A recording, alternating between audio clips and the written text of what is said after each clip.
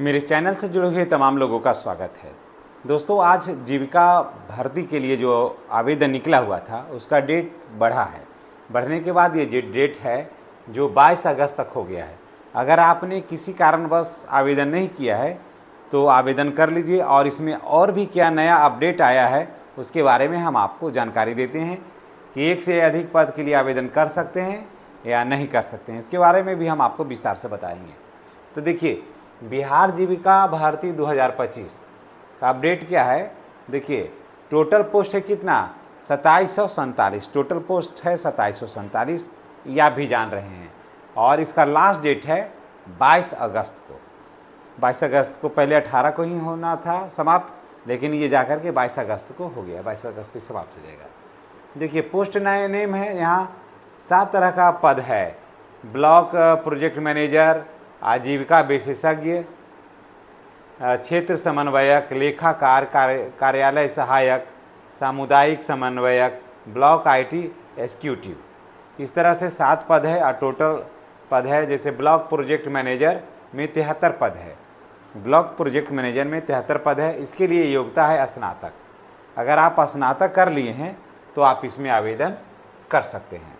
ठीक है, आप इसमें साइंस से हैं, आर्ट्स से हैं, कॉमर्स से हैं, ये मायने नहीं रखता है, सिर्फ आपको स्नातक होना चाहिए। ठीक है, आजीविका विशेषज्ञ में है पीजी होना चाहिए। किसी भी विषय में आपको पीजी अगर है तो आप पोस्ट ग्रेजुएट हैं, यानी एमए आप कर लिए हैं तो इसमें आप कर सकते हैं।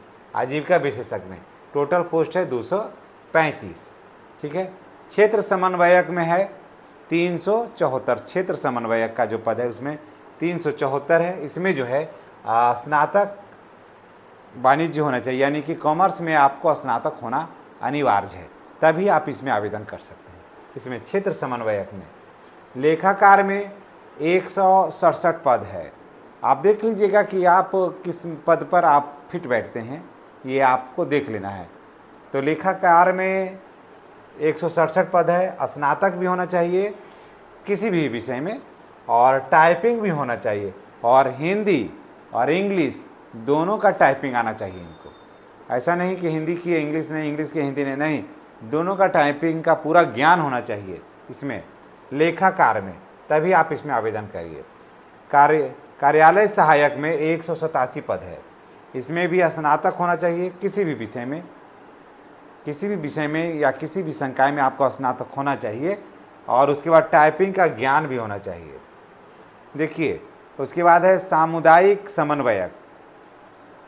इसमें 10+2 महिलाओं के लिए है, और जनरल अगर ऐसे पुरुष वगैरह भरेंगे तो उनको स्नातक लगेगा। लेकिन अगर महिला है तो आपको 10+2 से इसमें काम हो जाएगा, और ये आपके लिए महिलाओं के लिए सबसे बेहतर है। या आम आदमी अगर इसको भरना चाहता, सबसे ज़्यादा स्टूडेंट अगर जो फॉर्म भर रहा है तो सामुदायिक समन्वयक का है। इसमें ज़्यादा कुछ ना टाइपिंग मांगता है, इसमें न ज़्यादा पढ़ा लिखा की ज़रूरत है, सीधा ग्रेजुएशन है, तो आप इसमें आवेदन करिए। ठीक है, सीधा अगर महिला है, अगर 10+2 कर लिया है तो इसमें आवेदन कर सकते हैं। ब्लॉक आईटी एग्जीक्यूटिव 534 पद है। इसमें बीटी चाहिए या बीसीए चाहिए, जिसमें जो भी अगर आपके पास पद है तो आप ब्लॉक आईटी एग्जीक्यूटिव में आप आवेदन करिए। 534 है। तो देखिए, ये सब टोटल कैलकुलेट करिएगा तो 2747 पद है, और आवेदन का अंतिम तिथि 22 अगस्त है। देखिए, एक से अधिक पद के लिए आवेदन कर सकते हैं या नहीं।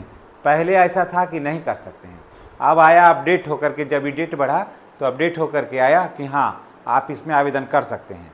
लेकिन जैसे सब पर तो नहीं कर सकते हैं, 1 या 2 पर कर सकते हैं। ज़्यादा क्यों करिएगा, पैसा बर्बाद करने से फ़ायदा नहीं है।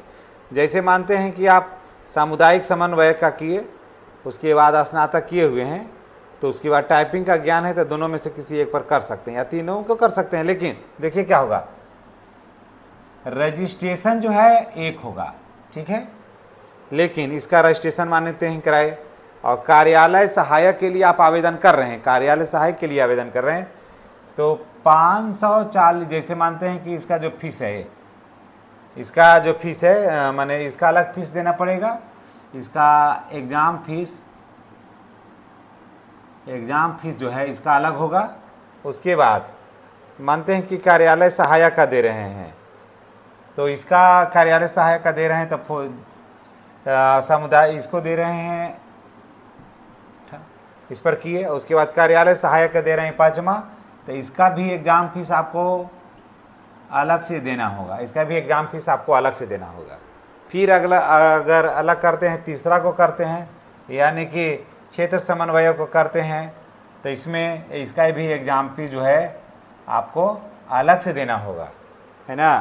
रजिस्ट्रेशन एक होगा लेकिन अलग अलग एग्ज़ाम फी अलग अलग आपको पेड करना होगा। तो देख लीजिएगा कि आपको कौन सा सूट करता है, क्या योग्यता है, आप ये तो आप पर निर्भर करता है, लेकिन एक से अधिक पद पर इसमें आवेदन कर सकते हैं।